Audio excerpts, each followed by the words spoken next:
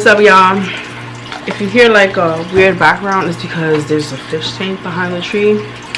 My mom is surprising my daughter with one on Christmas. I don't have fishes in there or nothing yet, but I think they're gonna put the fishes in tomorrow. Because I couldn't vlog, I decided to maybe do a mukbang. We picked up Wendy's, so I figured why not just do a mukbang and a story time. And the story time, as you can tell by the title, is about my father. To me, it's not really like putting all of my business out. It's more like having another outlet to speak to. I'm the friend people come to talk to about their issues, and I do speak back about my issues. Sometimes I feel like it's very easy for me to kind of undermine my issues and make others problems more important and try to help them through, and that's okay because I feel like that's a part of my purpose and I'm fine with that. But I also cannot forget about me and about me letting it out and feeling like it's being received. It's just therapeutic. It's good for you when you let it out. If you don't want to hear other people's opinions and judgments and other shit like that, this is a perfect place to do this also, because you're just releasing instead of receiving in a way.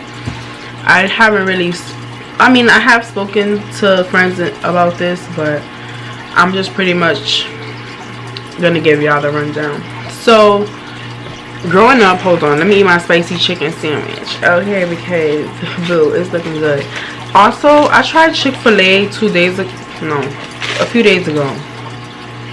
Y'all really dragging it, because Chick-fil-A is trash as fuck. Like, compared to Wendy's, like, I'm surprised it's not being compared to the Wendy's spicy chicken sandwich. Like, Wendy's is top, like, number one for me, like, period. But alright, enough of that. So pretty much when I was, like, my whole life, my father was absent. When I was younger, of course I would question him. I questioned why he wasn't in my life. My mom never really said anything negative at all about him. She just pretty much made it clear that it was a choice he made, you know, not to be around or whatever. Or better yet, there was things he was trying to do, like as far as take me out as a newborn or like stuff like that, when my mom and him never really had a set foundation, so the trust wasn't really there when it came to that. So when I was my first memory of him, I moved into this house when I was 4 years old. So my first memory of him, he came to my house with 2 of my brothers, and I was about 6 or 7, and I remember sitting on his lap, and I remember being quiet the whole time. And like my brothers would try to talk to me and stuff, but like I don't remember nothing but sitting in his lap and not speaking. So then years passed, no calls, no seeing him, nothing, no birthdays, nothing, like absolutely nothing. Then when I was like 13, it was like on Thanksgiving. Hold on, let me take a bite.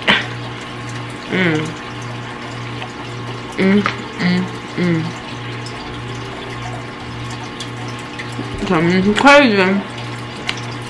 But oh my god, so I'm so hungry. But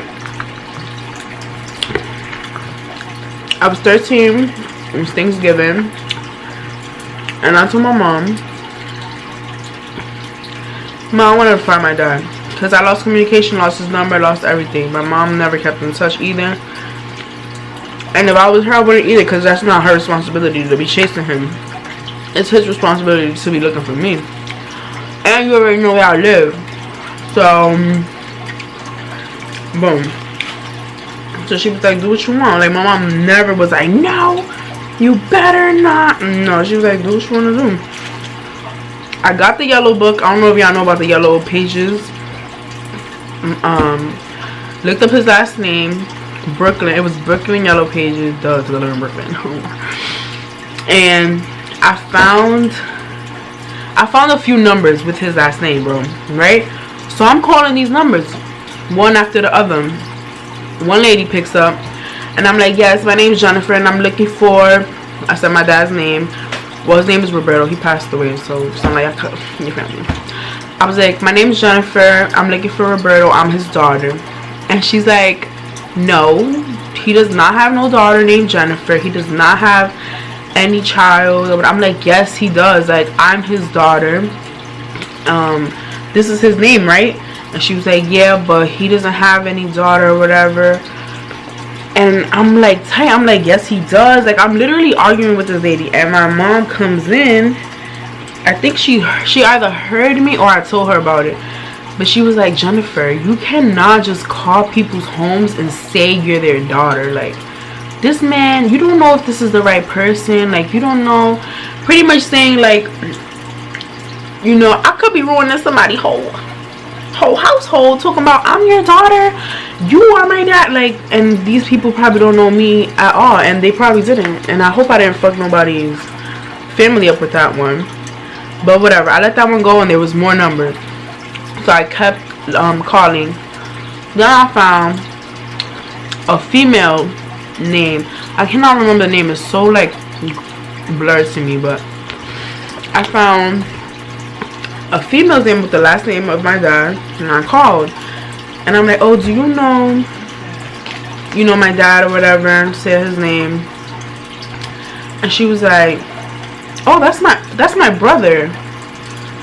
And I'm like, oh, well, I'm his daughter. And she's like, who? And I told her my name again, and she was like, oh my god, I haven't seen you since you were little, like something like that. Like, she had remembered me. And I was like, oh, well, do you have his number? Like, I'm trying to reach him, you know, I'm trying to just reach out and speak to him. She ended up giving me his number, and then I called. So when I did this call,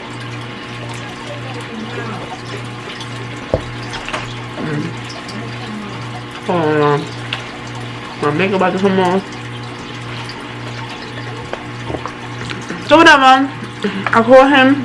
I'm like, hi. I can't remember the first conversation, but the first phone call got us in a space where we will be calling each other frequently. Not each other, I'm sorry. I will be calling him frequently. The first time he pulled up to my house, gave me money, right? I'm like, okay. And I want to say this is maybe like 3 years of this, of like me calling him, seeing him sporadically, but I will always have to call him. I remember one time I reached OD and I was like, oh, can you throw me a sweet 16? He was like, no. And I was like, okay. Like, my mom wasn't really trying to throw me one either. I was like, let me try this tactic. You know how like your mom say no, but your dad might say yeah. I don't know why I felt like, oh, maybe I could try that. Like, I'm so young and dumb, I'm not even thinking like, this man not even really fucking with me. He's only like probably answering my phone calls because he feel guilty.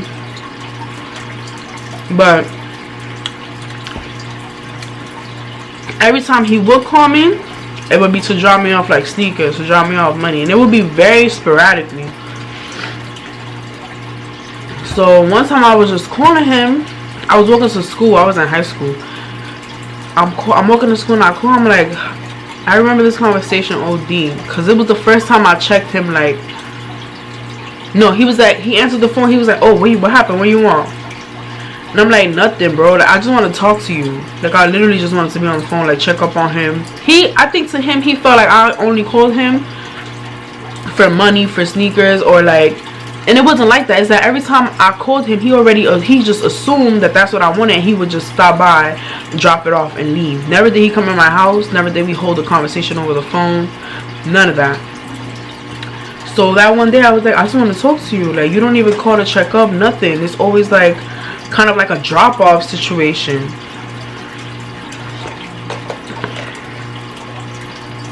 Whatever. So I checked him on that. Nothing changed, like, when I told him that.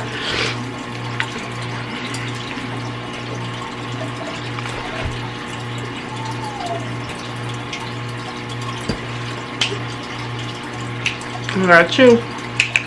So, whatever. Nothing really changed after I told him about that. Then, again, a few weeks passed by. I wasn't calling him. I started getting tight. I'm like, you know what? I'm tired of being the one that have to chase this man, you feel me? Like, I'm your kid, bro. What are you doing? What are you doing? So he owned a store. I don't know if he owned it. He just worked at a store in Brooklyn. Also, just so y'all know, this man lives 5 minutes away from my house. Since I was little, he lived like 5 minutes from my house. And he knew where I lived and never checked on me or nothing. So weeks go by after I checked him about, you know, I'm just trying to talk to you. You don't call me to just check on me. It's always like an exchange. After that conversation, weeks passed. I call again. This time, I'm calling his phone. He not answering, and he was like I said, on the store or some shit. In Best Eye, or is it Brownsville? I think it's Brownsville. He owned the store in Brownsville. And I called the store. And when I called his friend, some dude who worked with him, and mind you, again, in between the time, like between these 3 years where it's like sometimes I speak to him, sometimes I don't. I went to his store one time because my best friend at the time lived over there, and I slept over her house. I passed by the store. That's when I saw one of my older brothers again for the first time since that time that I saw him when I was 6. So I knew where his store was at. I knew the number to his store because he was like, you know, you can call me here, whatever. Excuse me. So I called his partner picked up. And I'm like, oh, is my dad there? Bro, I literally hear my dad in the background. Like, tell her I went to DR. Like, whispering to him, like, tell her I went to DR. But I hear this nigga. Like, I hear him on the phone telling this friend that. And I literally was speechless. I'm like, really? I'm like, I could hear. And I was just like, ever since then, bro, I hung up. I never called him again. He never called me again. Never looked for me again. Now, here I am, 28. I have my baby. And I'm scrolling on Facebook. Because when, again, throughout them 3 years, he told me I had sisters or whatever. Like, we would have minor conversations, but never nothing like crazy. And it would be more because I'm asking questions. So throughout that time, I found out I had a little sister. I have an older sister. I have 2 other brothers. I don't know. Oh, and I got a little brother who lives where right here 5 minutes from my crib. So, you know, slowly but surely, I started finding them on Facebook, start adding me. One of my aunts, I think, added me, whatever. But I hadn't spoken to them like that. Like, it's weird for me. It's weird. I don't know y'all. I don't know. So, whatever, I have my baby. I go on Facebook one day and I see my brother posted, like, my father's funeral arrangements. And it was that day, the day that I saw it on Facebook, that exact day was the day of the funeral. And like, I saw that shit and I was like, did my father die? Well, I don't want to cry. Not crying today. Alright, so I'm like, yo, did my dad die? And my boss is right, she was sitting right behind me. And my boss is like my boss, but she's also like my homegirl. But I saw him like, oh my god, he had a heart attack. Like, everybody's writing like, oh, they love this, he's a store guy, everybody loved him, whatever. And I immediately called my daughter's father. And I'm like, and the thing is, my daughter's father and I have similar stories when it comes to our dads, because he was absent from his life too. He was the first person I thought to call, because, you know, that's my man. Like, you know, you go to your closest when whatever. And I was like, my father died. He's like, oh shit. He didn't have nothing to say. He was not comforting at all. But like, how can I expect him to comfort me when he don't know that feeling either? And I don't even know the feeling, because technically I did not have my father in my life. So I was looking for a feeling. And in that moment when he really did, he was like, I really don't know what to say, I broke down. And I didn't cry because I was sad. I didn't cry because like I felt like I lost someone.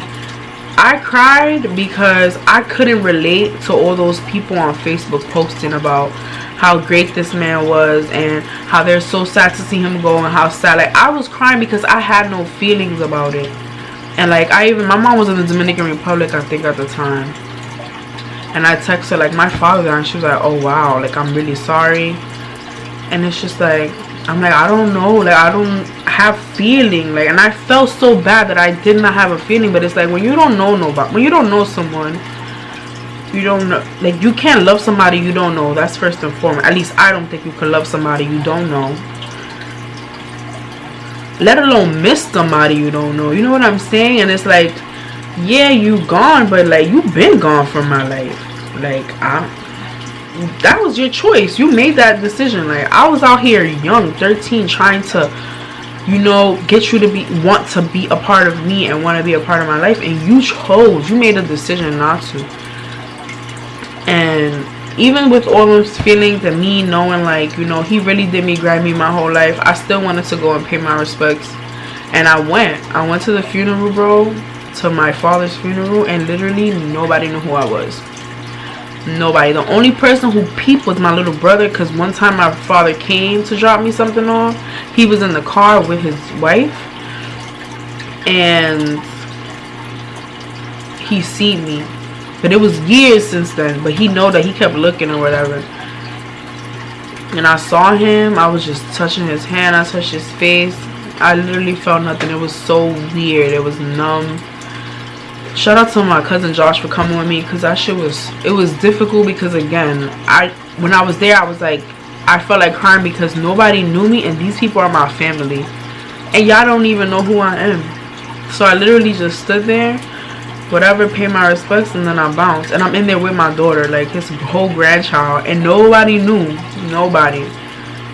And it kind of sucks, but that's my story. Like, that's a part of my makeup. It's a part of who I am today, a part of the decisions I make, a part of what I tolerate and what I don't. Some things are good, some things are bad, but God felt this is what my life was supposed to be. And I can't even, you know, you can't regret things, because everything you do, everything you've been through, everything that happens to you is a part of who you are. And I love who I am today, honestly and truly. I do. I love my story about being raised by a single mother, you feel me, who came to this country and really didn't know not a lick of English. My mother's out here shitting on people, okay? My mom never made me feel like I lacked anything. She never made me feel like I needed anything. Like, for as much as she struggled, I never felt not 1 ounce of struggle. Only when I started to get older and I started noticing people, family weird. You know, when you start catching on to family doing weird shit, and you be like, I don't like you. Like, I'm not really trying to be around you. Stuff like that. Like, now that I'm older, I'll put my 2 cents in. But as a child, I have the whole world, like everything, and I'm so grateful to God for that. So that's pretty much it. Nothing to it. Don't feel bad for me, because everything happens for a reason, and I'm very, very happy with my life and with how everything turned out. Yeah, so thank you guys for watching. Hope you enjoy. If you want more story times, I think I'm gonna do a story time on when I lost my virginity, bruh.